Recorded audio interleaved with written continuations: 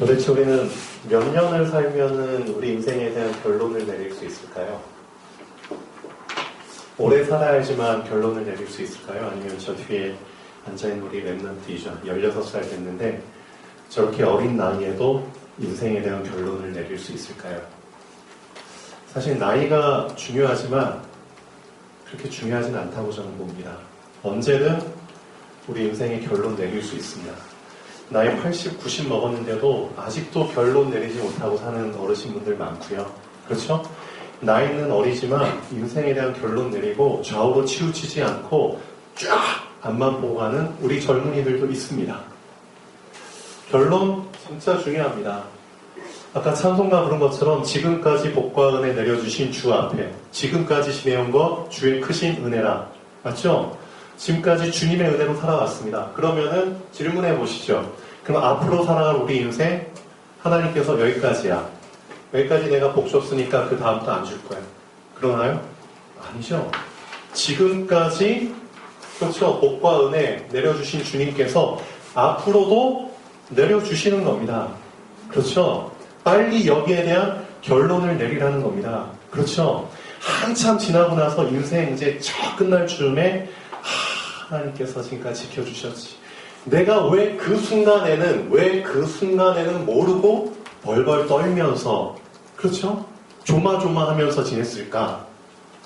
다 지나고 나서 보니까 그때도 하나님이 함께 하셨고 그때도 여호와 이레 하나님께서 준비하시고 나를 이끄셨는데 왜 그때는 조마조마하면서 그렇죠? 지냈을까? 결론 빨리 내릴수록 좋습니다. 어떤 결론입니까? 시편 1편. 시편 1편의 결론이 뭐죠? 의인의 길을 가는 게 복의 길이야. 빨리 결론 내려. 여호와 하나님의 말씀을 붙잡는 것, 그게 의의 길이야. 세상 붙잡지 마. 사람들 붙잡지 마.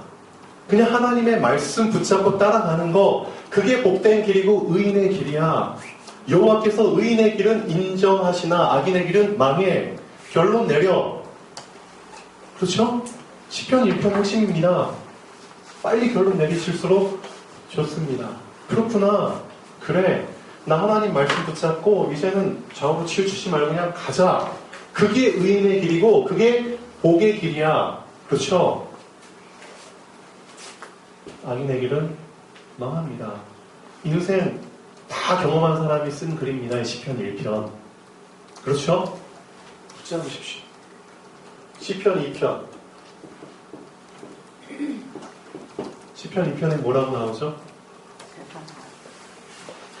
그 아들한테 입맞춰. 그 아들. 하나님 아들 누구죠?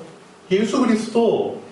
빨리 그 아들하고 화해해. 그 아들한테 입맞춰. 빨리 그 아들 붙잡어. 그렇지 않으면 너희가 진노하심으로 말미암아 너도 모르게 길에서 그냥 길 가다가 망해. 그렇죠. 그게 악인의 길입니다. 그러니까 결론 내려. 오직 여호와를 의지하는 자가 복이 있는 거야. 맞죠? 시편 2편입니다. 결론 내리십시오. 예수 그리스도 붙잡으십시오. 그 아들에게 날마다 입맞추십시오. 그렇죠? 결론 내릴수록 인생 편안해요. 그렇죠? 결론 못 내리니까 자꾸 생각이 복잡해지고 우울증 걸리는 거죠. 시편 3편. 참 시편이 절묘하죠. 항상 결론은 그겁니다. 뭐죠? 여호와. 그렇죠. 시편 3편 끝부분에 뭐라고 나오죠? 여호와께서 봐봐 악인들 어떻게 하시나 나중에 그들의 뺨을 치시거든. 여호와께서 악인의 뺨을 치시고 그들의 이를 꺾어버려. 이가 웬만해서는 안 부러지거든요. 근데 이렇게 기록이 되어 있습니다. 여호와께서 악인의 뺨을 치시고 이를 꺾어버려. 그리고 나서 하는 말. 오직 구원은 여호와께 있사오니 주의 복을 주의 백성에게 내리시옵소서. 결론 내리십시오. 구원은 여호와께 속한 겁니다. 그렇죠? 사람의 생사화복 여호와께 속한 겁니다. 그러니까 주의 복을 주의 백성에게 의의 길을 가는 그 백성에게 내리시옵소서. 결론 내리십시오. 그렇죠? 시편 4편. 결론 뭐죠? 내가 평안히 눕고 자기도 하리니 오직 나를 안전하게 거하게 하시는 이는 여호와십니다. 그렇죠? 내가 편안히 눕고 자기도 할 수 있는 그 이유, 여호와 하나님이십니다. 여기에 결론 내리라는 겁니다. 시편 5편 결론이 뭐죠? 보시죠. 시편 5편. 여호와여 주는 그렇죠. 또 의인에 나오잖아요. 의인에게 복을 주시고 은혜로 그렇죠. 그 의인은 호의하시나이다. 항상 결론은 그렇습니다. 우리도 빨리 결론 내릴 수 있습니다. 그렇구나. 우리 인생의 결론 딴 게 아니다. 딴 게 아니다. 빨리 결론 내리자. 내 인생의 주인은 누구다? 창조주 하나님이시다. 그렇죠? 그 하나님 붙잡으면은 모든 문제 끝 해결입니다. 그 결론을 빨리 내릴수록 좋습니다. 좋습니다. 제가 요즘 시편을 계속 읽고 묵상하고 외우고 있거든요. 드디어 저처럼 머리 나쁜 사람도 시편을 계속 암송하면서 도전하다 보니까 지금 이제 시편 5편 도전하고 있습니다. 좋죠? 여러분도 도전해 보십시오. 너무 좋습니다. 아침마다 시편 23편 저 암송하고 23편도 마찬가지잖아요. 내 평생의 선하심과 인자하심이 정녕 나를 따르니 내가 영원히 거하리로다. 그렇죠? 하나님께서 나의 절대 보장, 절대 인도 속에서 나의 인생을 지켜주시잖아요. 결론 내리라는 겁니다.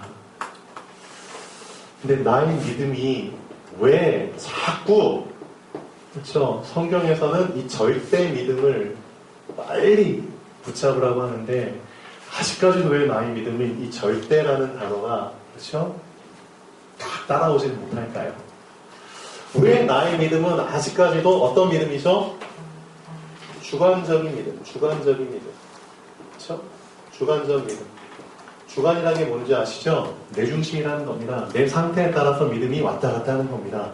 내 상태, 내 주관에 따라서. 그건 믿음이 아니죠. 이 주관적 믿음 말고 또 무슨 믿음이 있죠? 상대적 믿음. 그렇죠? 내 상태 보고 흔들리더니 이제는 남을 보고 흔들려. 그렇죠? 딴 사람 보고. 상대적 조건 보고, 환경 보고, 상대적 믿음. 그렇죠?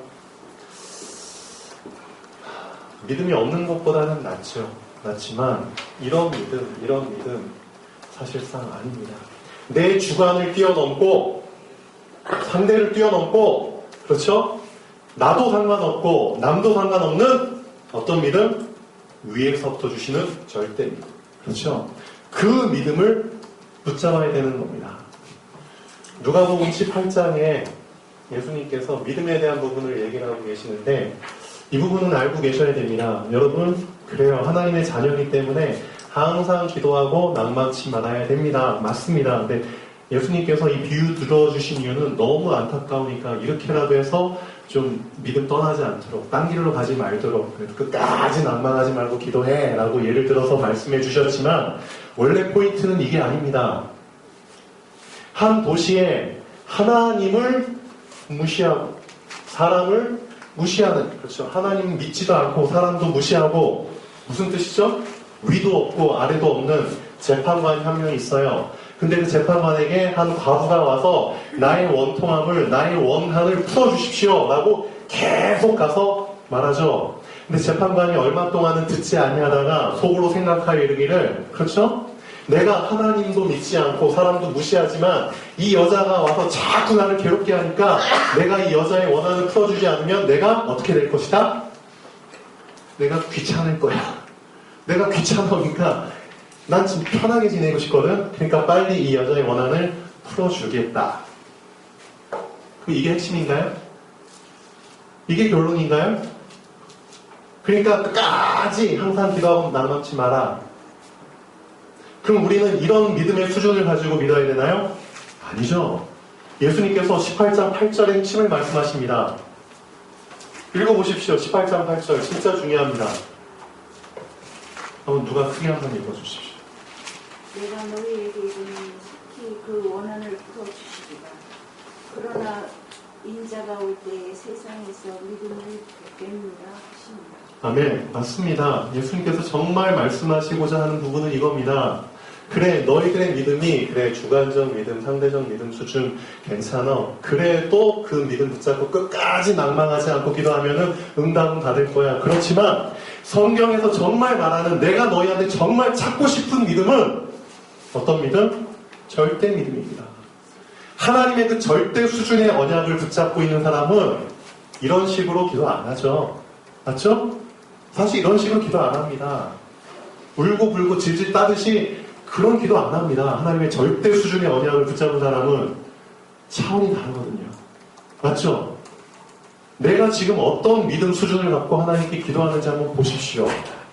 그러면서 또 예를 들어서 설명하고 있잖아요. 그렇죠? 자기를 의롭다 생각하며 사람을 무시하는 사람에 대해서 예수님이 또 예를 들어서 설명하십니다. 바리새인이 나오고 세리가 나오고, 그렇죠? 바리새인은 내가 이러이러하게 하니까 이 사람과 같지 않아서 감사합니다. 그렇죠? 난 이러이러한 것들을 하니까 이 사람들이 못하는 걸 하니까 감사합니다. 난 일주일에 2번씩 금식을 하니까 감사합니다. 난 11조 내니까 감사합니다. 나는 저 세리와 같지 않으니까 감사합니다. 근데 세리는 주여 저를 불쌍히 여기소서. 그러니까 예수님께서 이 두 사람 중에 누가 더 하나님께 의롭다 하심을 받겠느냐 물어보셨죠. 세리가 더 의롭다. 저 사람보다는 더 의롭다. 근데 그것도 핵심이 아닙니다. 그렇죠? 두 사람 사실 둘 다 도토리 키재기거든요. 뭘 붙잡았을 때 진짜 의롭다 하심을 받죠? 시편의 핵심이잖아요. 나의 의가 되신 하나님. 내 의의 하나님이요. 그렇죠? 저 사람 수준도 아니고 이 사람 수준도 아니다. 정말 의가 되신 하나님을 붙잡는 사람이 의인인 겁니다. 너희 수준의 그런 의를 보고 도토리 키재기 하듯이 하지 말고 절대 의를 붙잡아라. 그렇죠? 그거 말씀하고 있습니다. 우리의 믿음이 어느 수준? 주관적 수준도 아니고 상대적 수준도 아니고 우리의 의도 주관적 의도 아니고 상대적 의도 아니고 어떤 의? 절대 의. 사실 2020년도에 원단 메시지 나왔잖아요. 일가 절대 언약. 1년 동안 저도 계속 여기에 포인트 맞춰서 절대 언약과 관련해서 계속 말씀을 드리고 싶어요. 과연 절대라는 게 어느 정도의 의미가 있는지, 정말 언약이라는 게 정말 어느 정도의 의미가 있는지, 이 절대와 언약이 만났을 때 어느 정도의, 그렇죠, 놀라운 역사가 일어나는지, 이거 우리가 이제 진짜 붙잡아야 된다. 절대 언약. 내가 지금까지 결론 내리지 못한 이유, 내 삶이 계속해서 왔다 갔다 흔들린 이유, 결국 이거 못 쳐서 그런 거 아니냐? 절대 언약. 그렇죠? 정말 절대를 붙잡은 사람은 절대 안 흔들립니다. 맞죠? 그게 절대잖아요. 하나님께서 보시기를 원하시는 믿음이 바로 이 믿음입니다. 그러나 인자가 세상에 올 때 과연 이런 믿음을 찾을 수 있겠느냐? 발견할 수 있겠느냐? 우리말로 그냥 볼 수 있겠느냐 하지만 영어 성경에는 find. 그렇죠? find. 발견하다, 찾다. 정말 찾고 싶다. 내가 너희 중에 이스라엘 중에 이런 믿음을 내가 보지를 못했다. 누구한테 이런 믿음 얘기했죠? 예수님이? 누구? 그렇죠. 백부장. 백부장의 믿음. 그렇죠? 백부장 자기 하인이 막 죽을 병 걸렸을 때 예수님한테 부탁하잖아요. 예수님 제 하인이 병들었습니다. 그러니까 예수님이 그래 내가 너와 같이 가겠다. 그러니까 이 백부장이 어떤 믿음을 예수님께 보이죠? 어떤 믿음? 예수님이 정말 찾고자 하는 믿음입니다. 아까 렘넌트 예배 때 얘기했죠. 믿음에서 믿음으로. 그렇죠? 꼬리에서 꼬리를 상황과 결부시켜서. 그렇죠? 상황과 적용시켜서 보이는 믿음입니다. 내 실제 상황 속에서도 항상 믿음을 연관시킬 수 있거든요. 저도 밑에 부하가 있습니다. 제 밑에 부하가 100명이나 있는데요. 이 부하 보고 저리로 가라면 저리로 가고 이리로 가라면 이리로 갑니다. 그러니까 예수님 신경 써서 저와 함께 제 종한테 갈 필요 없습니다. 예수님께서 그냥 말씀만 하십시오. 말씀으로도 그냥 이렇게 되니까 말씀만으로 낫게 하십시오. 이런 믿음을 예수님께서는 찾고 계십니다. 내가 이스라엘 중에 이런 믿음을 발견하지 못했다.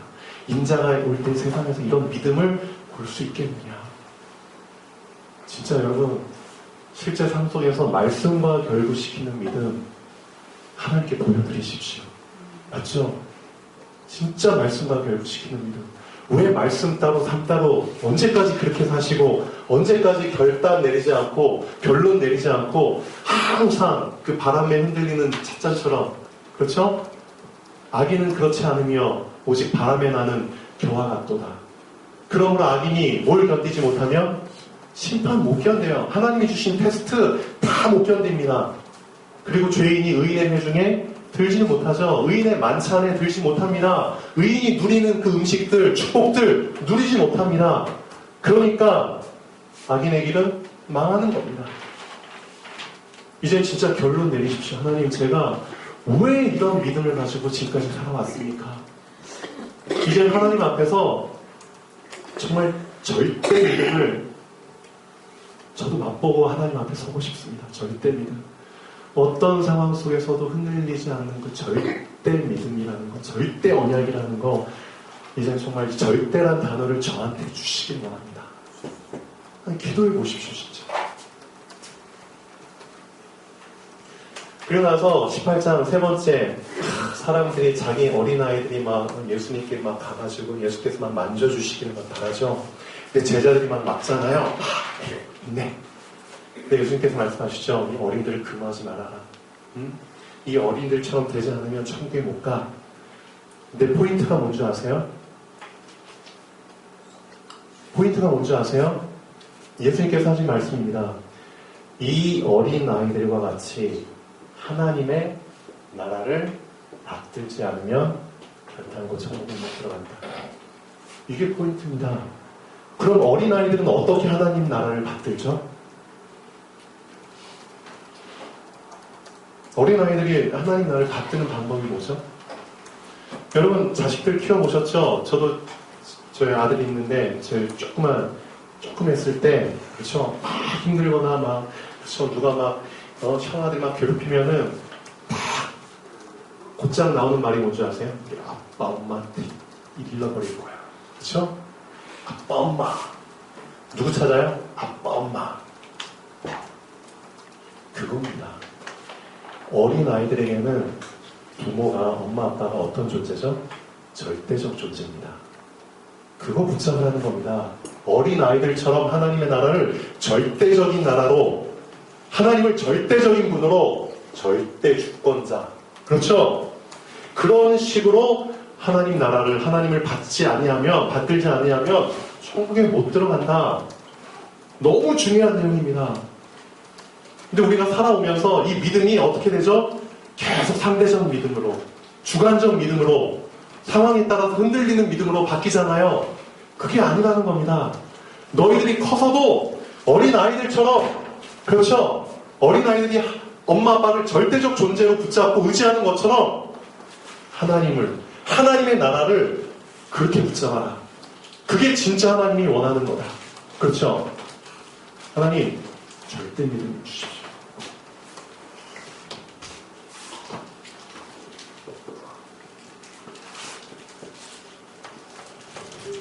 제가 군부대에서 이제 오늘 군인들 이해하기 쉬우라고 복음을 전했거든요.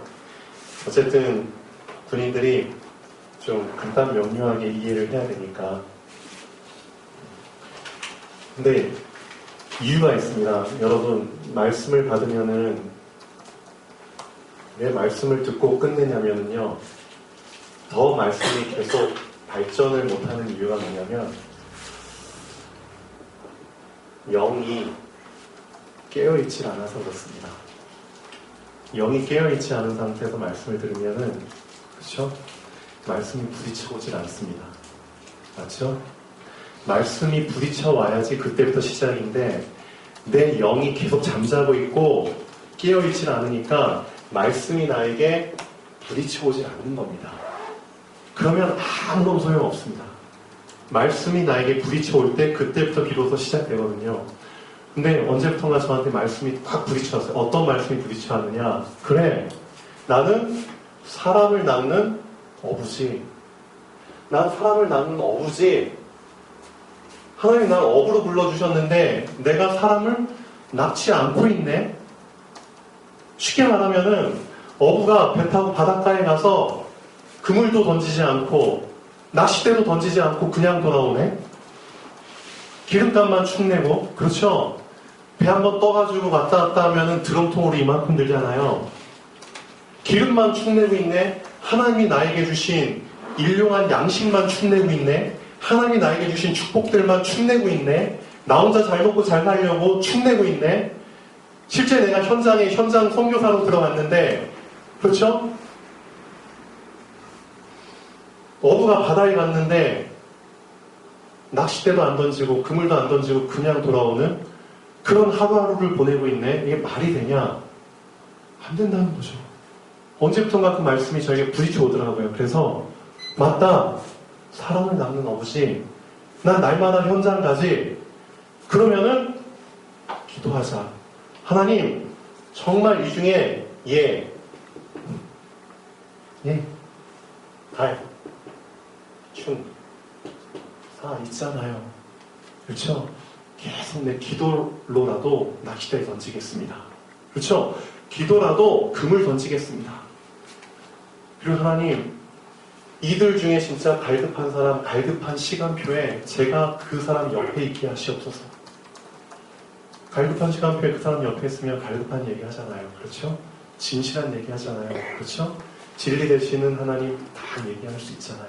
쉬운 거잖아요. 그래서 계속 기도하고 있습니다. 언제부터. 근데 그렇게 계속 기도하다 보니까, 그렇죠? 계속 기도하는 사람에게 하나님께서 말씀을 주시고 메시지 주시고 지혜 주시는 겁니다. 맞죠? 꼬리에 꼬리를 물고 믿음에서 믿음으로 자꾸 바톤 연결되듯이 연결되는 겁니다. 그게 살아있는 믿음입니다. 실제 믿음입니다. 언제부턴가 이걸 못했구나 우리가. 전 2020년도에 진짜 날마다 하려고 합니다. 나름대로 결론 내리고 결단했거든요. 참 감사하죠. 이번 주에도 이렇게 만나야 될 스케줄들이 조금 진짜 생기고 있어요. 감사하죠.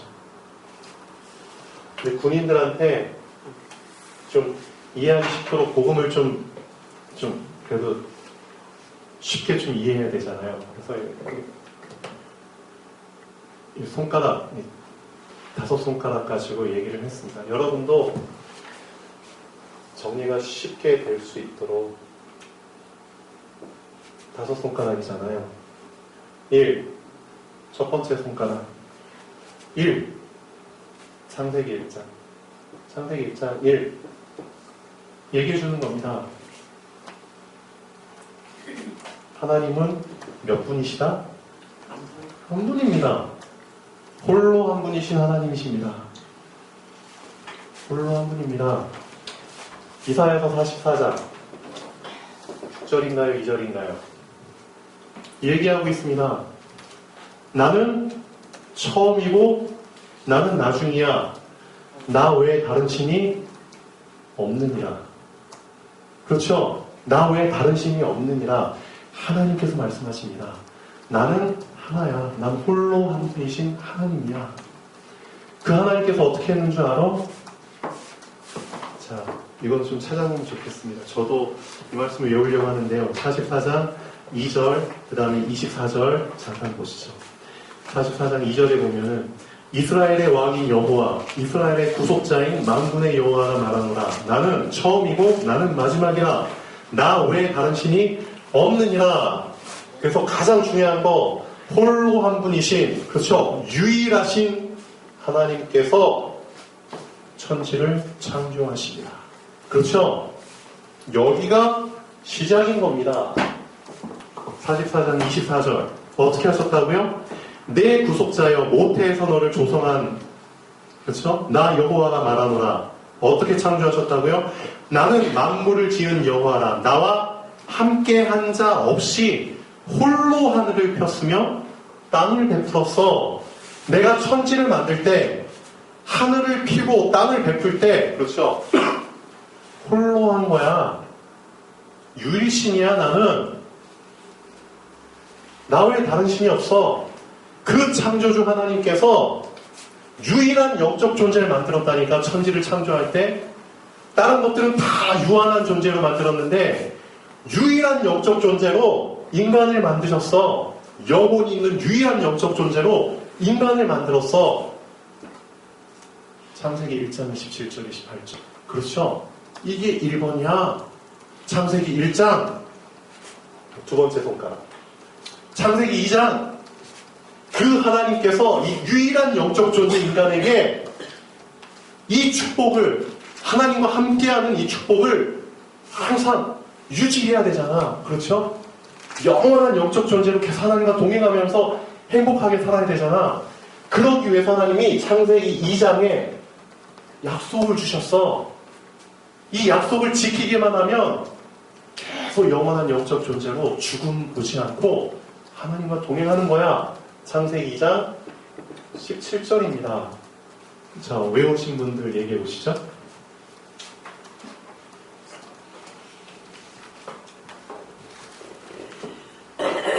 이거 하나님을 알게 하는 나무의 열매를 먹지 말라. 내가 먹는 날에 반드시 죽으리라 하십니다. 아멘. 그렇죠? 하나님께서, 그렇죠, 유일한 영적 존재인 사람에게 하나님과 함께하는, 그렇죠, 이것을 지킬 수 있도록, 이게 유효할 수 있도록 주신 약속이 그겁니다. 선악과 따먹지 마. 그렇죠? 이 약속을 지키면 항상 함께하는 거야. 이거 따먹으면 너 영적 존재지만 그때부터 너는 영원히 죽어버려. 세 번째 창세기 3장 세 손가락. 세 번째 손가락 창세기 3장 1절에서 6절까지. 그렇죠? 세 가지 사건. 세 번째 손가락 창세기 3장 세 가지 사건 일어납니다. 이 약속을 어기도록 사단이란 놈이, 그렇죠, 선악과를 따먹게 만들죠. 하나님의 약속보다, 이 절대 언약보다 네가 하나님처럼 되라고. 그 속임수에 빠져서 세 가지 문제에 빠지잖아요. 하나님과 함께 있어야지만 살 수 있는 영적 존재가 하나님을 떠나버립니다. 그렇죠? 하나님을 떠나는 그 순간 완전히 죄 속에 빠져버리죠. 재앙과 저주, 죽음이 기다리고 있죠. 유한한 존재로 전락시켜버리죠. 세 번째, 살고 있는 동안 사단에게 잡혀서 노예처럼, 그렇죠, 결국은 죽어서 영혼이 사단이 가는 지옥에 같이 빠져버리는 거잖아요. 이 세 가지 문제, 창세기 3장 세 번째 손가락. 네 번째 손가락 뭐죠? 죽을 사. 영이 죽은 사람, 사단 다 사네요. 사단에게 잡혀서 영이 죽은 존재 얼마나 갈급하겠어요. 그래서 살아보려고 어떻게 하면 살 수 있을까? 수많은 방법을 고안하겠죠. 근데 중요한 건 뭐죠? 영이 죽은 존재이기 때문에, 그렇죠, 사단에게 잡힌 존재이기 때문에 인간의 모든 노력으로 영을 살리고 싶지만 죽은 영은 노력해도 소용이 없습니다. 영이 죽었기 때문에, 영이 죽은 사람이 종교를 만들어 본들 죽은 종교죠. 맞죠? 종교의 대상이 누구죠? 죽음의 신 사단입니다. 종교 붙잡을수록 더 죽음으로 빨리 가는 겁니다. 맞죠? 죽은 존재들 더 빨리 죽는 겁니다. 종교. 두 번째, 선행이라는 걸 통해서 살아보려고 하지만, 영을 살리려고 하지만 안 되죠. 죽은 존재가, 그렇죠, 어떻게 영을 살립니까? 선행으로, 행동으로. 세 번째, 철학. 죽은 사람이 아무리 머리 써본들 죽은 철학이잖아요. 그렇죠? 그 죽은 철학 속에서 어떻게 생명을 살릴 수 있습니까? 못 살리는 겁니다. 네 번째 손가락의 핵심이 뭔지 아시죠? 영이 죽은 사람. 사단에게 잡혀서, 그렇죠, 영이 죽은 사람은 소용이 없다. 인간의 모든 노력은 죽은 노력이다. 그럼 어떻게 해야 됩니까? 다섯 번째 손가락, 구원의 길을. 언제든 구원받을 수 있다. 그렇죠? 여러분의 방법으로 이 구원의 길 메시지를 정말 내 것으로 만드시면은 하나님께서 그 사람에게는 사랑을 낳는 어부가 되게 하십니다. 분명히 여러분들 통해서 낚일 예비된 자, 갈급한 자, 충성자, 사명된 자 붙여주십니다. 맞죠? 오늘 말씀 보겠습니다. 자, 말씀 제목. 이제 우리와 약조하사이다. 약속이 왜 중요한지 아세요? 왜 기브온 민족이 절대적으로 이스라엘 민족과 약조를 맺으려고 하는지 아시죠? 여기에 모든 걸 건 겁니다. 이제 우리가 약조하사이다. 약속하면 살 수 있거든요. 맞죠? 약속만 하면은 약속은 되돌릴 수 없거든요. 왜? 누구 이름으로 약속하니까? 여호와의 이름으로 약속하니까. 하나님의 이름으로 약속했는데 어떻게 그 약속을 깨요? 기브온 민족이 살기 위한 유일한 방법입니다.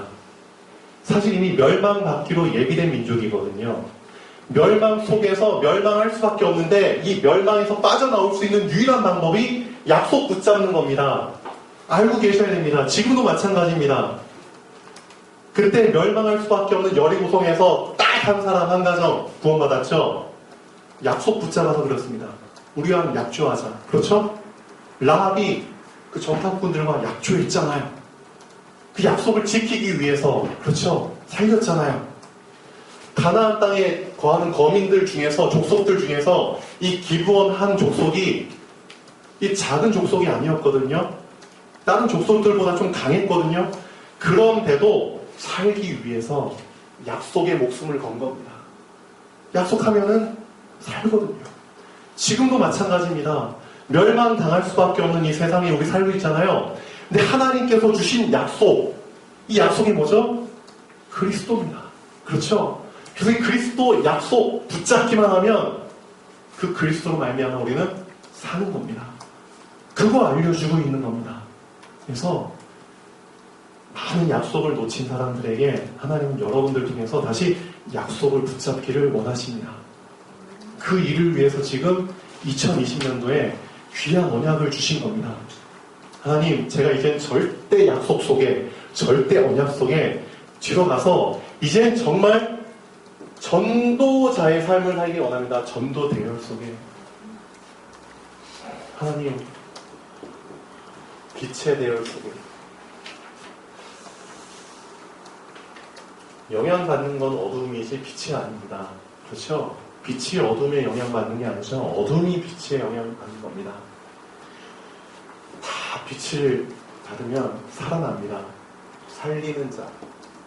여러분은 살리는 자라는 것을 꼭 명심하십시오.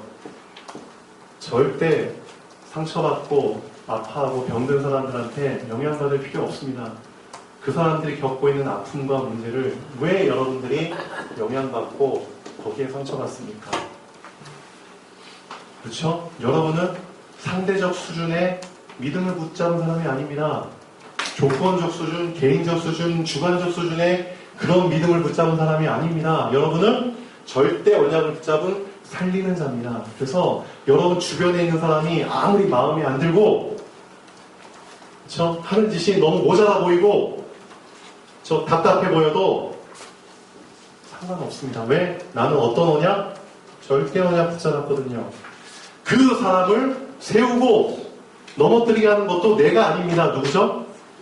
하나님, 창조주 하나님입니다. 나는 그 절대 주권자의 하나님을 붙잡고 있는 절대 언약을 붙잡은 사람입니다. 그 사람을 누구한테 맡기십시오? 하나님께 맡기십시오. 그리고 나는 그 절대 언약 속에서 누리는 겁니다. 그렇죠? 영향받지 마십시오. 진짜 이 금년 2020년도에는 하나님 제대로 살리는 자의 의미를 내가 깊이 붙잡기를 원한다. 도대체 살리는 자가 어떤 사람을 의미하는 건지 이 살리는 자의 의미를 내가 좀 더 깊이 붙잡게 하여 주시옵소서. 말로만 살리는 자가 아니라 정말 깊은 묵상 가운데 살리는 자의 의미를 붙잡게 하여 주시옵소서. 도대체 살린다는 의미가 뭔지. 그렇죠? 1년 동안 깊이 그래서 빛의 대열 속에 들어가면 좋겠습니다. 결론 보겠습니다. 하나님의 언약 속에 들어가는 것만이 인간이 사는 유일한 길입니다. 맞죠? 멸망당할 수밖에 없는 여리고성에서 라합이 이스라엘과 약조를 맺어 구원을 받았습니다. 멸망당할 수밖에 없는 가나안 족속들 중에서 기브온 도민은 이스라엘과 약효를 맺어 구원을 받았습니다. 마찬가지로 멸망당할 수밖에 없는 이 세상에서 하나님의 약속인 그리스도를 붙잡은 사람은 구원을 받습니다. 하나님의 절대 약속은 그 어느 누구도 깨지 못합니다. 그렇죠? 나 외에 다른 신이 없느니라. 그 홀로 한 분이신 하나님이 나의 하나님이시고 나의 아버지가 되십니다. 그렇죠? 누리십시오. 이제 결론 내리십시오. 그렇죠? 기도하겠습니다. 홀로 한 분이신